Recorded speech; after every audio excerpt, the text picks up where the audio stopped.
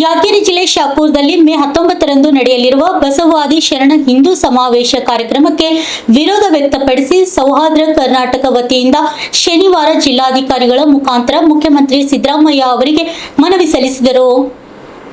ಜಿಲ್ಲಾಧಿಕಾರಿ ಕಚೇರಿ ಎದುರುಗಡೆ ಪ್ರತಿಭಟನೆ ನಡೆಸಿ ಮುಖಂಡರು ಮಾತನಾಡಿ, ಬಸವಾದಿ ಶರಣ ತತ್ವಗಳು ಸಮಾನತೆ, ಸಹಿಷ್ಣುತೆ, ಸಾಮಾಜಿಕ ನ್ಯಾಯ ಮತ್ತು ಎಲ್ಲಾ ವರ್ಗದ ಜನರನ್ನು ಒಳಗೊಳ್ಳುವ ಮಾನವೀಯ ಮೌಲ್ಯಗಳನ್ನು ಪ್ರತಿಪಾದಿಸುತ್ತದೆ ಎಂದು ಉಲ್ಲೇಖಿಸಲಾಗಿದೆ. ಈ ತತ್ವಗಳು ಯಾವುದೇ ಒಂದು ಧಾರ್ಮಿಕ ಅಥವಾ ಸಂಕುಚಿತ ಚೌಕಟ್ಟಿನ ಸೀಮಿತವಾಗಿರದೆ ಸಮಗ್ರ ಸಮಾಜ ಹಿತಕ್ಕಾಗಿ ರೂಪುಗೊಂಡಿವೆ ಎಂಬುದನ್ನು ಪ್ರತಿಭಟನಾಕಾರರು ಸ್ಪಷ್ಟಿಸಿದರು.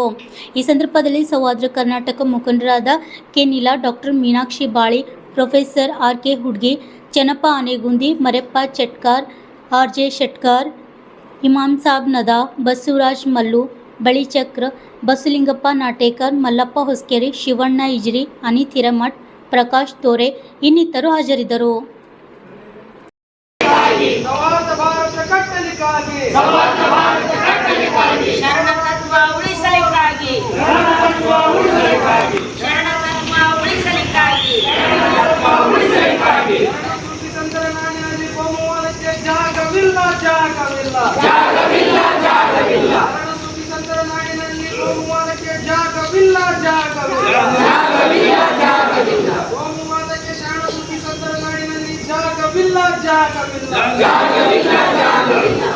ಪರಂಪರೆಯನ್ನು ಉಳಿಸುತ್ತೇವೆ,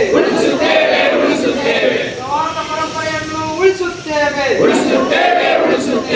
ಎಚ್ಚರಿಕೆ, ನಿಮಗೆ ಎಚ್ಚರಿಕೆ. ಸೌಹಾರ್ದ ಕರ್ನಾಟಕದ ಎಚ್ಚರಿಕೆ. ಸೌಹಾರ್ದ